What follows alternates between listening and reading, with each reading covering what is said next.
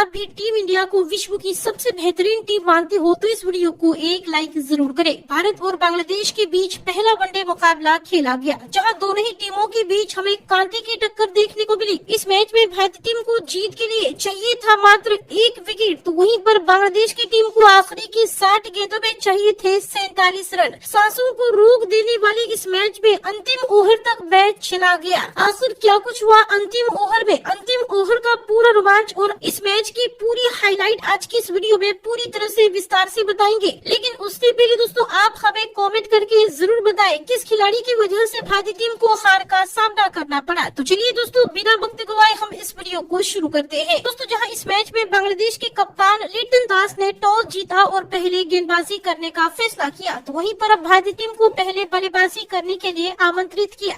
अब team India की तरफ से एक नई ओपनिंग जोड़ी बल्लेबाजी करने के लिए मैदान पर उतरी, यानी कि शिखर धवन और रोहित शर्मा। अब इन दोनों खिलाड़ियों से एक बेहतरीन शुरुआत की उम्मीद थी। शुरुआती ओवर्स में दोनों खिलाड़ियों के बल्ले से कुछ चौके जरूर देखने को मिले। 5 ओवर तक टीम इंडिया ने बेहतरीन खेल दिखाया, लेकिन शिखर धवन रन बनाने के लिए मशक्कत करते हुए नजर आ रहे थे। ऐसे में छठी ओवर में मेहदी हसन ने बेहतरीन गेंदबाजी करते हुए शिखर धवन को क्लीन बोल्ड कर दिया। शिखर धवन मात्र 7 रन बनाकर पवेलियन लौट गए। भारत को पहला झटका लगा, लेकिन इसके बावजूद भी रोहित शर्मा भारत की रन गति को काफी तेजी से बढ़ा रहे थे। छक्के और चौके लगातार जड़ते हुए नजर आ रहे थे। दूसरी तरफ से मैदान पर विराट कोहली भी आ चुके थे, जहां 10 ओवर की पावर प्ले में टीम इंडिया 1 विकेट के नुकसान पर 48 रन बना चुकी थी। लेकिन दोस्तों 11वीं ओवर में शाकिब अल हसन की गेंदबाजी का कहर देखने को मिला। इस ओवर में शाकिब अल हसन ने भारतीय टीम के बल्लेबाजी को तोड़ कर रख दिया। पहले तो शाकिब अल हसन ने कप्तान रोहित शर्मा को क्लीन बोल्ड कर दिया और रोहित शर्मा इस पारी में मात्र 27 रन बनाकर आउट हो गए। इसी ओवर में शाकिब अल हसन ने विराट कोहली के रूप में भी बड़ा विकेट हासिल किया। विराट कोहली को भी कैच आउट करवा दिया। विराट कोहली भी 9 रन बनाकर पवेलियन लौट गए। 2 विकेट गिरने की वजह से भारतीय टीम काफी प्रेशर में आ चुकी थी। हालांकि दूसरी तरफ से मैदान पर केएल राहुल और श्रेयस अय्यर की जोड़ी मौजूद थी। जहां तक देखा जाए तो केएल राहुल काफी अच्छी फॉर्म में नजर आ रहे थे, लेकिन दूसरी तरफ से भारतीय टीम के विकेट गिरते जा रहे थे। ऐसे में 20वीं ओवर में इबादत हुसैन ने बेहतरीन गेंदबाजी करते हुए श्रेयस अय्यर को भी अपने शिकंजे में फंसा दिया।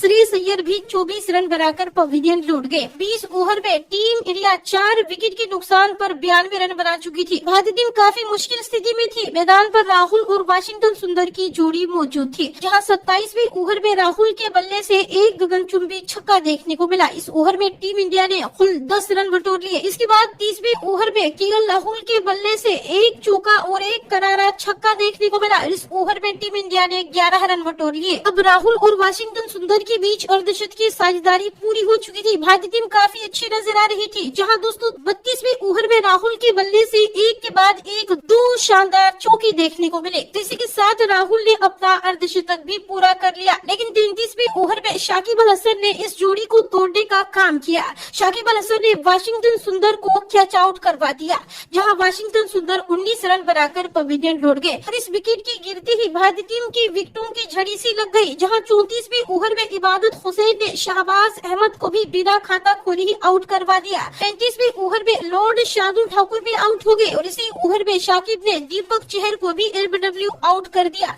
कुल मिलाकर देखा जाए तो एक छोर से राहुल भारतीय टीम की रन गति को तेजी से बढ़ा रहे थे, जहां दोस्तों 40वें ओवर में राहुल के बल्ले से एक गगनचुंबी छक्का और एक करारा चौका देखने को मिला।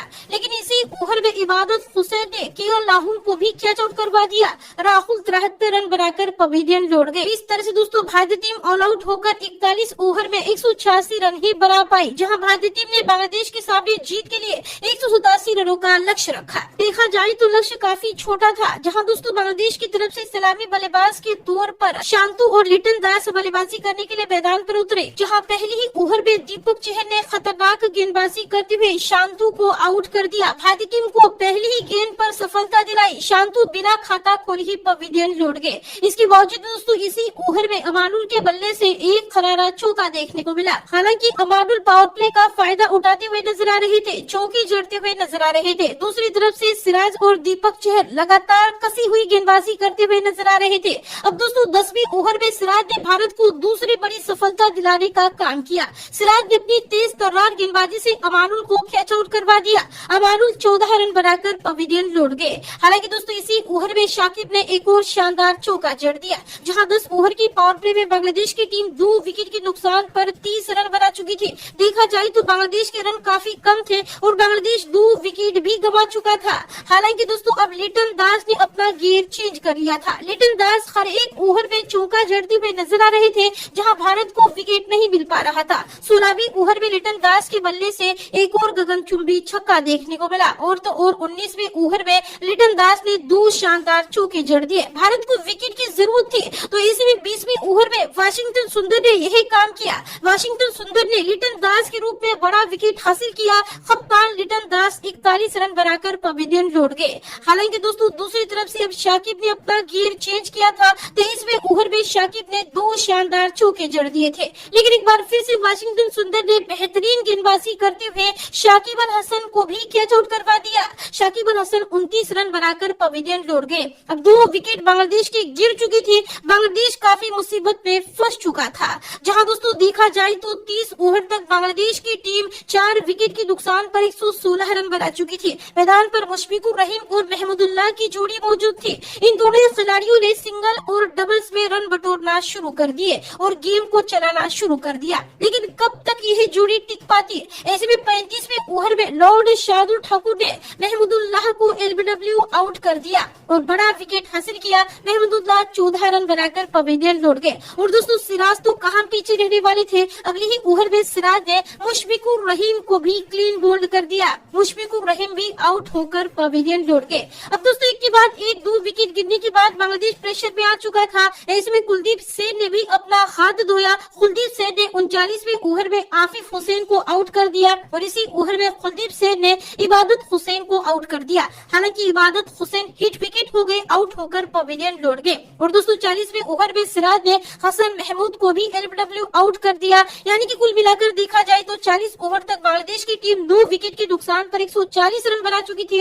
आखिरी के 60 गेंदों में लगभग बांग्लादेश की टीम को जीत के लिए 47 रनों की जरूरत थी। इसमें कुल मिलाकर देखा जाए तो भारतीय टीम को जीत के लिए मात्र 1 विकेट की जरूरत थी और बांग्लादेश को बहुत सारे रन चाहिए थे।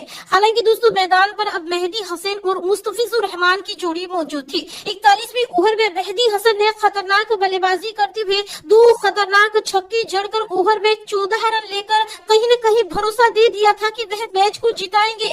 वहीं 44वें ओवर में मेहदी हसन ने अपनी क्लासिकल बल्लेबाजी का अंदाज दिखा दिया, जहां दोस्तों इस ओवर में मेहदी हसन ने एक के बाद एक 3 बेहतरीन चौके लगाकर ओवर में एक बार फिर से 14 रन बटोर लिए। दूसरी तरफ से मुस्तफिजुर रहमान भी सिंगल में और साथ ही में चौके भी जड़ती हुई नजर आ रहे थे। 45 ओवर तक बांग्लादेश की टीम 2 विकेट पर 179 रन बना चुकी थी, जहां दोस्तों आखिरी के 30 गेंदों में बांग्लादेश की टीम को जीत के लिए मात्र 8 रनों की जरूरत थी, लेकिन भारतीय टीम को चाहिए था मात्र 1 विकेट। 40वां ओवर दीपक चहर लेकर आए। इस ओवर की पहली गेंद पर हसन मिराज यानी कि मेहदी हसन ने एक शानदार चौका जड़ दिया और इसी ओवर की अंतिम गेंद पर मेहदी हसन ने एक और बेहतरीन चौका लगाकर दोस्तों इस मैच में 1 विकेट से जीत दर्ज की। यानी कि कुल मिलाकर देखा जाए तो बांग्लादेश की टीम ने बेहतरीन प्रदर्शन किया। अंतिम विकेट के लिए उन्होंने 50 रनों की बेहतरीन पार्टनरशिप की और भारतीय टीम को विकेट नहीं मिल पाया, जिसकी वजह से टीम इंडिया को इस मैच में हार का सामना करना पड़ा। दोस्तों इसमें आपको क्या लगता है, किस वजह से भारतीय टीम को हार मिली? उसका जवाब आप हमें कमेंट करके जरूर दें। इस वीडियो को लाइक जरूर करें, चैनल को सब्सक्राइब भी जरूर करें।